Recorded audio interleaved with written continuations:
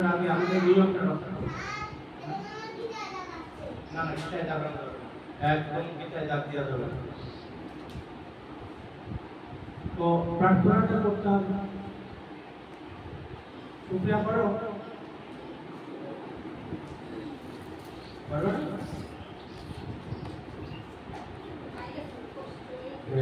শনিবার সকালে ক্লাস শুরু হলে আবার করবে না সব নতুন করে। সামনে 3 শনিবার একেবারে 10টা 10:30টার মধ্যে চলে আসবে। 10টা 10:30 10টায় চলে আসবে, 10:30টার ক্লাস শুরু করে দিতে হবে।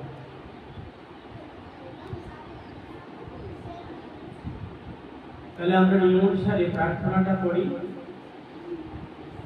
যদি মনে করি একসঙ্গেই করি তাহলে তাড়াতাড়ি প্রার্থনাটা হয়ে যাবে। তবে একসঙ্গে করি, ঠিক আছে?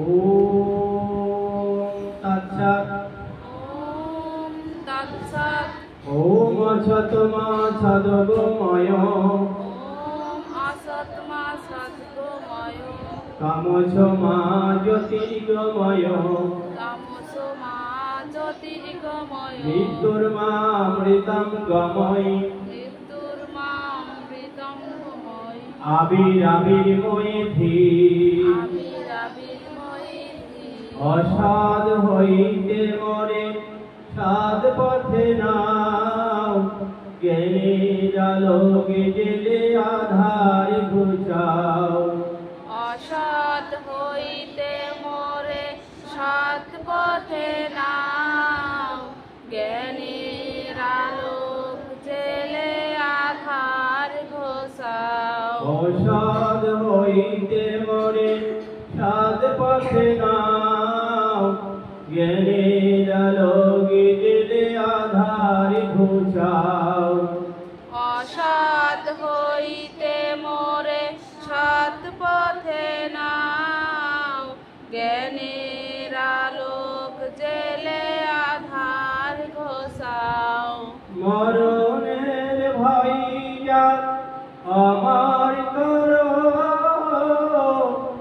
দেখা দিয়ে ভগবান সংখ্যাহার মরণের ভয় যাক অমর কর দেখা দিয়ে ভগবান সংখ্যাহর মরণের ভয় যাক আমার করো দেখা দিয়ে ভগবান সংখ্যাহার মরণের ভয় যাক অমর কর দেখা দিয়ে ভগবান সংখ্যাহর অসৎ হইতে মরে সাধ পথে নাও জ্ঞানের আলোক জেলে আধারে ঘুচাও অসৎ হইতে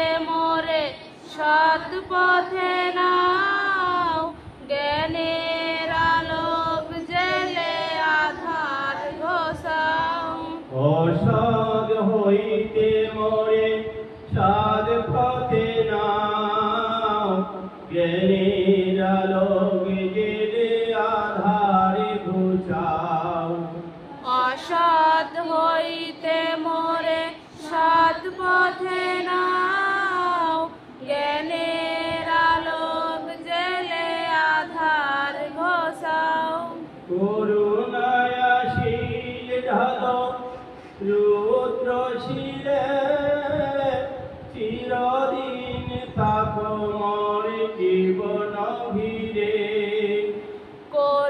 করুণাশিস ঢালো রুদ্র শিরে চিরদিন থাকো মোর জীবন ঘিরে করুণায় আশীষ ঢালো রুদ্র শিরে চিরদিন থাকো মোর জীবন ঘিরে করুণাশিস ঢালো রুদ্র শিরে চিরদিন থাকো মোর জীবন ঘিরে অসৎ হইতে মরে সাদ পথে নাও জ্ঞানের আলোকে জেলে আধারে ঘুচাও অসৎ হইতে মোরে সৎ পথে নাও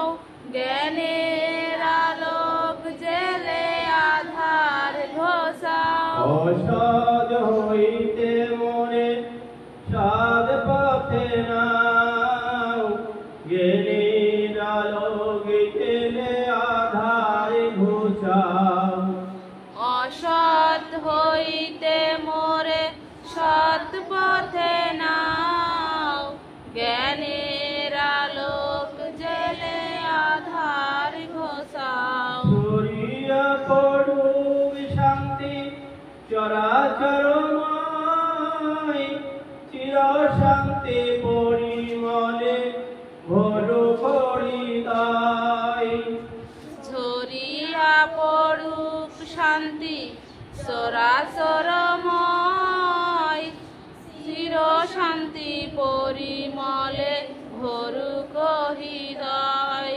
ঝরিয়া পড়ুক শান্তি চরাচরময় চির শান্তি পরিমলে ভরু হৃদয় ঝরিয়া পড়ুক শান্তি সরাসরময় চির শান্তি পরিমলে ভরুক হৃদয় অসৎ হইতে মোরে সাদ পথে নাও জ্ঞানের আলোকে জেলে আধারে ঘুচাও অসৎ হইতে মোরে সৎ পথে নাও জ্ঞানের আলোক জেলে আধার ঘোষাও অসৎ হইতে মোরে সাদ পথে নাও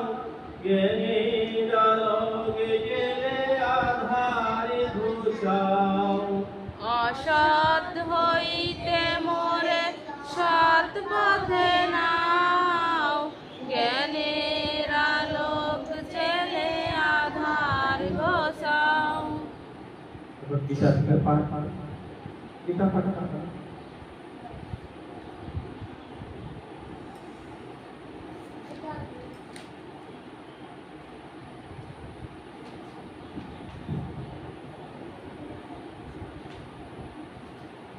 ওম তৎসৎ ওম তৎসৎ ওম তৎসৎ ওম নমো পবিত্র পবিত্র বা সর্ববস্থাঙ্গত বিবা ইয় স্মরেৎ পুণ্ডরীকাক্ষাং সবৈয়পন্তরো শ্রুতি ওম অজ্ঞানতিমিরন্ধস্য জ্ঞানঞ্জনো শলাকয়া চক্ষুরং মিলিतं येन তস্मै শ্রীগুরবে নমঃ ওম হে কৃষ্ণ করুণা সিন্ধু দীনবন্ধু জগৎপতে গোপেশা গোপিকা কান্ত রাধাকান্ত নমস্তুতে পিতা স্বর্গ পিতা ধর্ম পিতা হি পরমং তপো পিতরি প্রীতিমাপন্নে পিয়ন্তে সর্বদেবতা ওম নমো ভগবতে বাসুদেবায় শ্রীমদ্ ভগবদ্ গীতা প্রথম অধ্যায় শ্লোক নং 1 অর্জুন ধৃতরাষ্ট্রবাস ধর্মক্ষেত্রে কুরুক্ষেত্রে সমবেদায়োৎসব মামকা পাণ্ডবাশ্চৈব শ্রীমঙ্গলভূত সঞ্জয়। অর্থ ধৃতরাষ্ট্র বললেন, হে সঞ্জয়, পূর্ণভূমি সমবেত হয়ে যুদ্ধবিলাসী আমার পুত্রগণ ও পাণ্ডবপুত্রগণ তারপর কি করিল? গীতার মাহাত্ম্য। ওম গঙ্গা গীতা সহস্রবিধি সীতা সত্তা প্রতিব্রতা ব্রহ্মগৌরী ব্রহ্মবিদ্যা ত্রিসংখ্যামুক্তিজ্ঞায়িনী অর্ধমাত্রা চিতানন্দা ভোগগ্নিভ্রান্তি নাশিনী বেদত্রয়ী পরানন্দা তথার্থ জ্ঞান মঞ্জুরি। ওম শান্তি, ওম শান্তি, ওম শান্তি। বিশ্বের সকল প্রাণী সুখী থাকুক।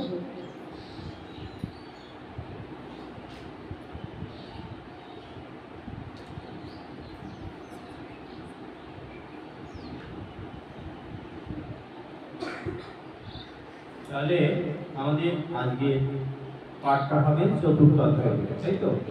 চতুর্থ অধ্যায়ের 4 নম্বর শ্লোক। ইতিমধ্যে আমরা 3টি শ্লোক পাঠ করেছি।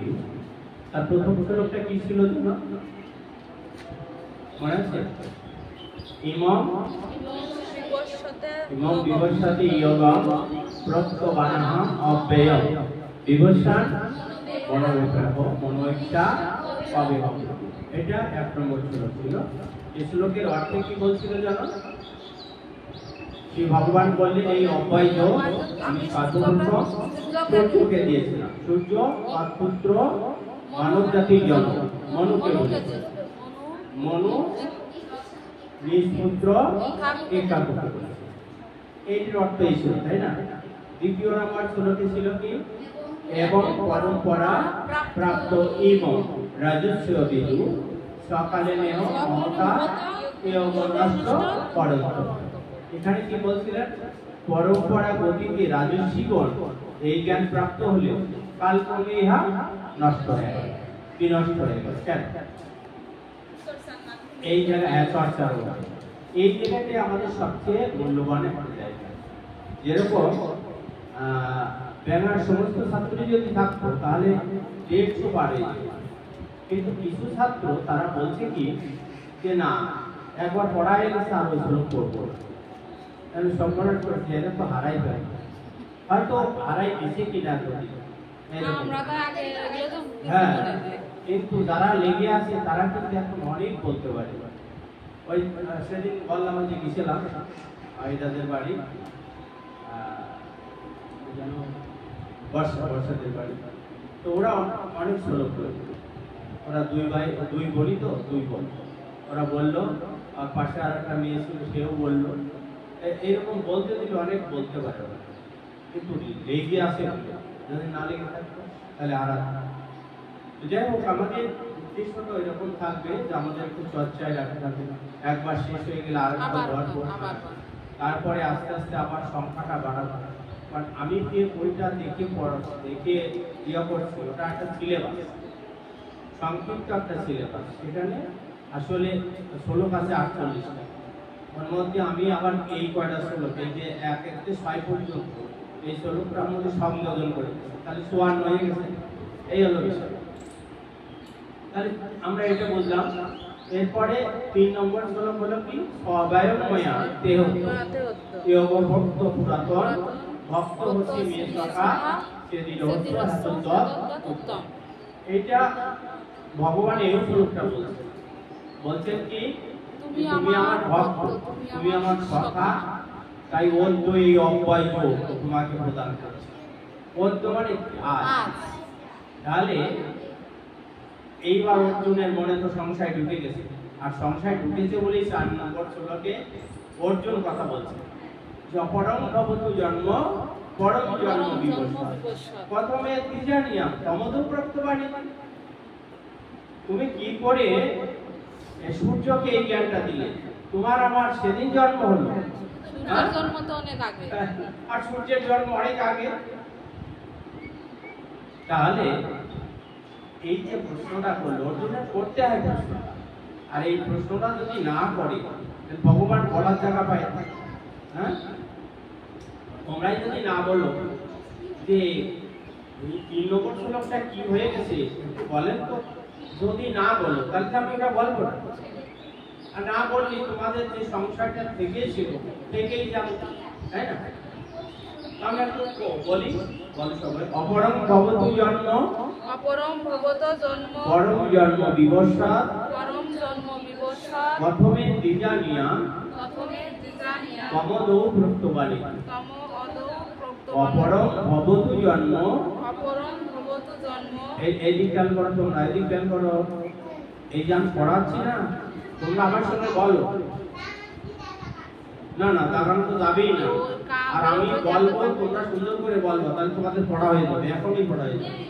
কোনো অধিক খেয়ালই করবে না, কেউ কে কায়দা খারাপ। বলো অপরম ভবতু জন্ম অপরম ভবত জন্ম পরম জন্ম বিবস্বাদ। পরম জন্ম বিবস্বাদ। অপরম ভবতু জন্ম অপরম ভবত জন্ম পরম জন্ম বিবস্বাদ। পরম জন্ম বিবস্বাদ। প্রথমে দ্বিজানিয়া প্রথমে দ্বিজামিয়া তমদ প্রক্ত বাণীতে। তমদৌ প্রক্ত বাণীতে। তাহলে এই যে বিবস্বাদটা কি, আমরা বিবস্বাদটা একটু ভালো চিনি। ও আগের শ্লোকগুলোই পাইছি বিবস্বাদ, তাই ভাই? বিবস্বাদ মানে বিবস্বাদ হলো সূর্য, সূর্যের নাম বিবস্বাদ। তাহলে আমরা এই অর্থটা জেনে নিলাম। তো আমরা এবার অনুষ্ঠান ছন্দে পাঠটা করি। অপরম ভবতু জন্ম। অপরম ভবত জন্ম। আবার বলো। অপরম ভবত জন্ম। পরম জন্ম বিবস্বাদ। পরম জন্ম বিবস্বাদ। প্রথমে দ্বিজানিয়া প্রথমে দ্বিজানিয়াম তমদৌ প্রক্তবানিতি। তমদৌ প্রক্ত বাণীতে। অপরম ভবতু জন্ম। অপরম ভবত জন্ম। পরম জন্ম বিবস্বাদ। পরম জন্ম বিবস্বাদ। প্রথমে দ্বিজানিয়া প্রথমে দ্বিজানিয়াম তমদৌ প্রক্তবানিতি। তমদৌ প্রক্ত বাণীতে। অপরম ভবতু জন্ম। অপরম ভবত জন্ম। পরম জন্ম বিবস্বাদ। পরম জন্ম বিবস্বাদ। প্রথমে দ্বিজানিয়া প্রথমে দ্বিজানিয়াম তমদৌ প্রক্তবানিতি। তমদৌ প্রক্ত বাণীতে। তাহলে আমরা 4 নম্বর শ্লোকটা কি দিয়ে শুরু করলাম? অপরম দিয়ে, তাই না? আমাদের মনে রাখতে হবে তো যে আমরা চতুর্থ অধ্যায়ের 4 নম্বর শ্লোকটা যে শুরু করব, বলবো, এই 4 নম্বর শ্লোকটা কি কথা দিয়ে শুরু করছি, ওই কথাটা আমাদের মনে রাখতে হবে। তাহলে কিন্তু পরের কথাগুলো আমাদের জানা আছে। প্রথম কথাটাই আমরা বিস্মরণ হয়ে যাই, মনে পড়ে না, সে শ্লোক বলা হয় না, তাই না? এরকম হয় না? তো সেই জন্য আমাদের দেখতে হবে যে চতুর্থ অধ্যায়ের 4 নম্বর যে শ্লোকটা, সেটা অপরম দিয়ে শুরু করা। অপরম, তাই না? অপরম আছে না? অপরম আছে, কিন্তু আমাদের উচ্চারণে কি হলো? অনিশ্বাসটাকে ম করতে হবে, তাই না? তাহলে অপরম ভবতু জন্ম। অপরম ভবত জন্ম। পরম জন্ম বিবস্বাদ। পরম জন্ম বিবস্বাদ। প্রথমে দ্বিজানিয়া প্রথমে দ্বিজানিয়াম তমদৌ প্রক্তবানিতি। তমদৌ প্রক্ত বাণীতে। অপরম ভবতু জন্ম। অপরম ভবত জন্ম। পরম জন্ম বিবস্বাদ। পরম জন্ম বিবস্বাদ। প্রথমে দ্বিজানিয়া প্রথমে দ্বিজানিয়াম তমদৌ প্রক্তবানিতি। তমদৌ প্রক্ত বাণীতে। তাহলে আমরা এখানে কি বুঝলাম? Hello hello hello. অর্জুন বললেন যে আপনার জন্ম তো এখন এই যুগে, আর সূর্যদেবের জন্ম তো বহু পূর্বে, অর্থাৎ কল্পের আদিতে। তাহলে আমি একথা কি করে বুঝবো যে আপনি কল্পের আদিতে এই যুগের কথা সূর্যকে বলেছিলেন? তার মানে কি, সূর্যটার জন্ম কবে? আমাদের যুগ কয়টা? 4টি যুগ। কি কি? সত্য ত্রেতা দাপর। সত্য ত্রেতা দাপর করি। আমরা এই জায়গায় একটু হিসাব করেছি। সত্য ত্রেতা বললাম কেন? ত্রেতা মানে তো কি? 1 3 এক দিন না 2 1 3 2 4। কেন হলো এরকম? আগে তো যুগ ঠিকই ছিল, সত্য দাপর ত্রেতা বলি ছিল, কিন্তু এখন সত্য ত্রেতা দাপর বলি হলো কেন? এটা কি জানা আছে? জানা নেই? অহল্যা নাম শুনেছি? ওই অভিশাপ। অহল্যা পাশানি হইল না? কার? মণিবরের অভিশাপ, যে তুই যে কাজ করেছিস তোকে অভিশাপ দিলাম, তুই পাশানি হয়ে যা। তো পাশানি হয়ে গেল, মানে পাথর হয়ে গেল। তো তার আগে কেঁদে কেঁদে বললো যে আমার তো অপরাধ ছিল না, মানে শনিবারে একটা রূপ ধরে একজন আসে তার সত্যত্ব নষ্ট করেছে, তাহলে ওর অপরাধ ছিল না? স্বামী সেটাই পাইছে। তো তারপরে বললো যে ত্রেতায় রামচন্দ্র আসবে, এই রামচন্দ্রের পদস্পর্শে, পদধূলির স্পর্শে আবার পাষাণমুক্ত হবে। এখন পুত্র জানলো, পুত্র আর কি জানলো যে কিভাবে আমার মা উদ্ধার প্রাপ্ত হবে, পাষাণিত হয়ে গেছে। তো বললো যে ওই তোমার মা পাষাণমুক্ত হবে ত্রেতা যুগে। তো ত্রেতা যুগে রামচন্দ্রের আবির্ভাব হবে, রামচন্দ্রের পদস্পর্শে সে আবার পাষাণমুক্ত হয়ে মানবী হয়েছে।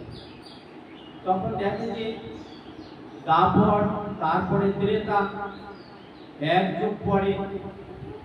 তখন চিন্তা করলো যে এতদিন আমার মা পাষাণ হয়ে থাকবে, আমি মা থেকে বঞ্চিত হয়ে থাকবো, তা তো হয় না।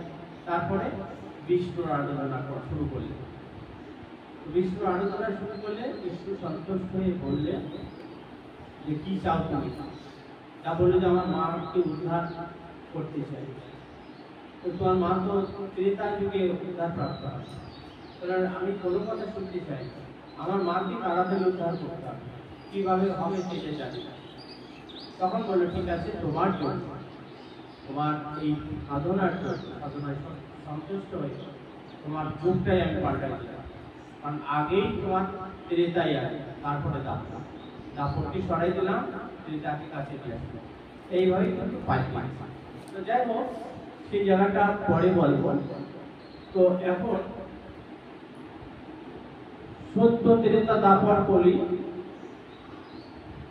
তো এইটুকু চার যুগ। কিন্তু এখানে বিরাট একটা রহস্য লুকায়িত আছে, বিরাট একটা রহস্য। কি রহস্য? এই যে গৌরাঙ্গ মহাপ্রভু আজকে থেকে 537 বছর আগে এই নবদ্বীপে আসলেন, তাই না? গৌরাঙ্গ মহাপ্রভু নিতাই, নিমাই আর নিতাই, শ্রীকৃষ্ণ চৈতন্য জারি বলে, এটা হলো নিমাই। তো নিমাই আসলে 537 বছর আগে, এই তো তাই না? আমাদের এই 2 পুরুষ আগে, 3-4 পুরুষ আগে। তাহলে এই যে নিমাই আসলে, তো নিমাই আসে কখন? এই ধরাধামে কখন আসে? তো এখানে শাস্ত্রে বলছেন যে অষ্টবিংশ যুগে ভগবান গৌরহরি এই ধরাধামে আসে।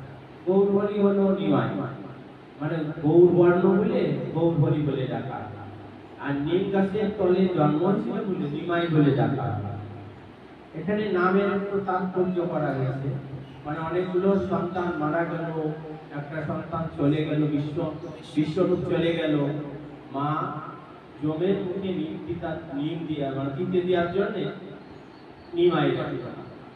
আবার নিম গাছের তলে হয়েছিল বলে তাও নিমাই ডাকা। যাই হোক, তাহলে অষ্টবিংশ মানে 1800, হ্যাঁ, অষ্টবিংশ মানে 1820 না না, অষ্টবিংশ, বিংশ মানে 20, আর অষ্ট মানে 28তম কলিতে গৌরাঙ্গ মহাপ্রভু জন্ম। তাহলে এই কলিটা কত নাম্বার কলি? 28 নাম্বার। তাহলে 28 নাম্বার যদি কলি হয়, সত্য কয়টা আছে? 28 কে। ত্রেতা কয়টা? 28 কে। দাপর কয়টা? 28। তাই হবে না কথা? তাহলে 7 যুগে শেষ হইল, 7 যুগে শেষ হলো। তাহলে আমাদের সময়সীমা যথেষ্ট বেড়ে গেল। তাহলে 28 বারই আমরা হিসাব করি, এই তো গেল একটা সাধারণ হিসাব। এরপরে আর একটা মন্ডান্তর, 71 মন্ডান্তরে ব্রহ্মার একদিন,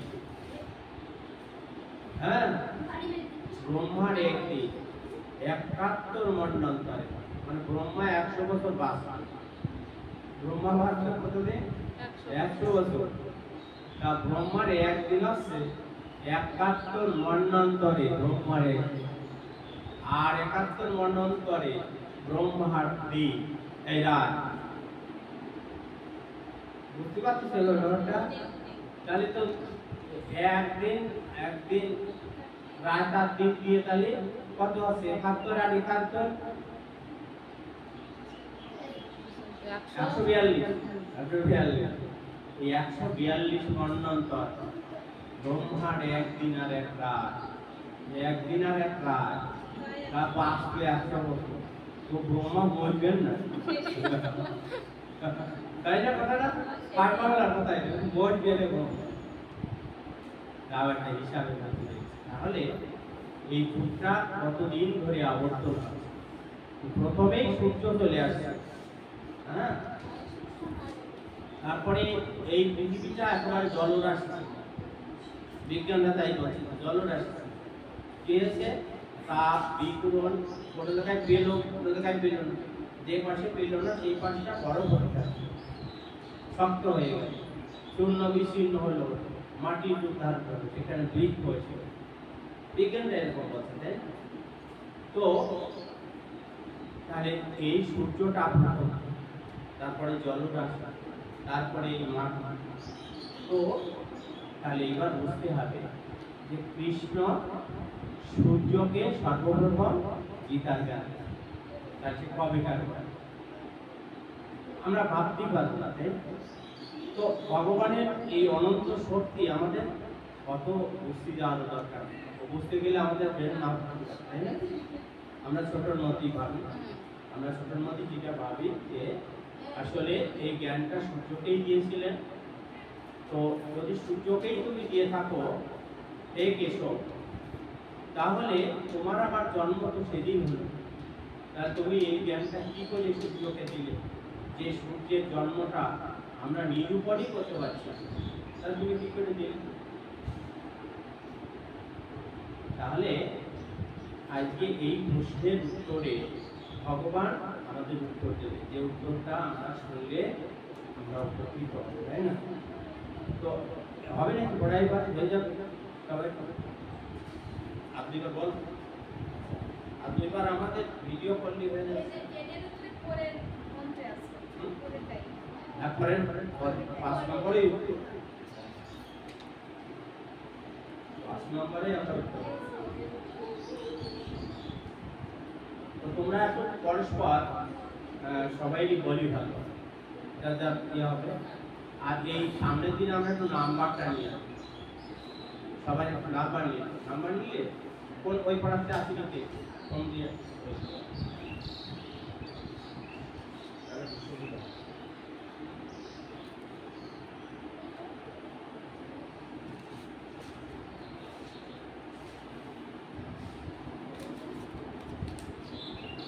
তাহলে আমরা আজকে কত অধ্যায় পড়াটা শিখব? চতুর্থ অধ্যায়। চতুর্থ অধ্যায়ের নাম কি? জ্ঞানীয়। তো জ্ঞানীয় থেকে আমরা কত নাম্বার শ্লোক শিখব? 4 নম্বর শ্লোক। 4 নম্বর শ্লোক কে বলেছেন? অর্জুন বলেছেন। অর্জুনকে আমরা তো চিনেছি, তাই না? ভগবান শ্রীকৃষ্ণের সখা অর্থাৎ বন্ধু, তাই তো? আমরা শ্লোকে শব্দ তুলে দিই। অপরম ভবতু জন্ম, অপরম ভবতো জন্ম, পরম জন্ম বিভস্মাৎ, পরম জন্ম বিবস্বাৎ, প্রথমে দ্বিজানিয়াম, প্রথমে দ্বিজানিয়াম, তমদৌ প্রক্তবাণীতি। তমদো প্রক্তবাণী। কতদিন একটা কথা বলেছিলাম যে আমাদের সুরটা একটু উচ্চ করতে হবে, উচ্চ সুরটা মানে ভালো একটা সুর বের করতে হবে। আমাদের সুর, আমাদের ভিতরে ভালো সুর আছে, সেই সুরটাকেই আমাদের সামনে নিয়ে আসতে হবে, তাহলে ভালো হবে।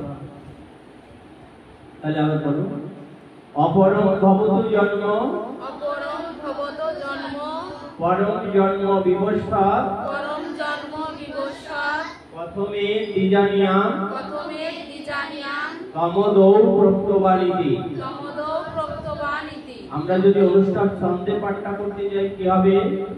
অপরম ভবতু জন্ম, অপরম ভবতো জন্ম, পরম জন্ম বিভস্মাৎ, পরম জন্ম বিবস্বাৎ, প্রথমে দ্বিজানিয়াম, প্রথমে দ্বিজানিয়াম, তমদৌ প্রক্তবাণীতি। তমদো প্রক্তবাণীতি। অপরম ভবতু জন্ম, অপরম ভবতো জন্ম, পরম জন্ম বিভস্মাৎ, পরম জন্ম প্রথমে তিজানিয়া তমদৌ প্রক্তবানিতি। অর্জুন বললেন, হে সখা, তোমার আমার জন্ম সেদিন তুমি কি করে সূর্যকে এই অভ্যাসযোগ দিলে?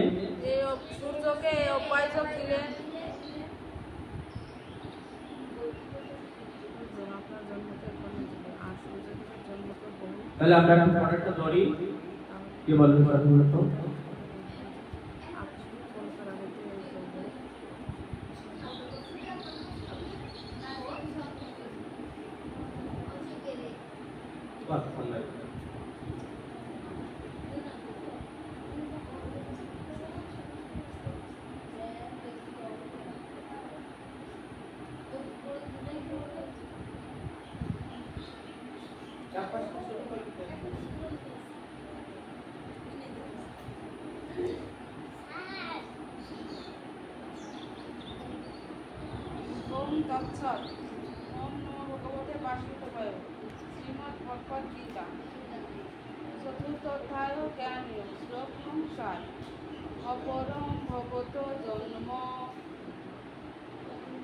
পরম জন্ম বিভস্যাৎ কথমেদ বিজানিয়াম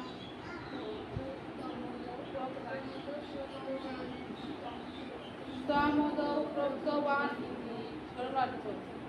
হে অর্জুন বললেন, হে ভগবান, তোমার আমার জন্ম তো এখন এই যুগে, তাহলে কেমন করে আপনি এই সূর্যকে দিয়েছিলেন?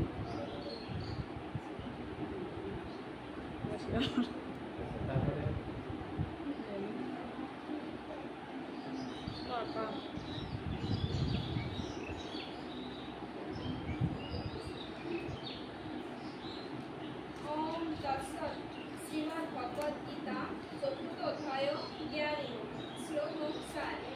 অর্জুন বলেছিল, অপরম ভবত জন্ম পরম জন্ম বিভস্যাৎ প্রথমে দ্বিজানিয়াম তমোদো প্রক্তবানিতি। সর্বার্থ।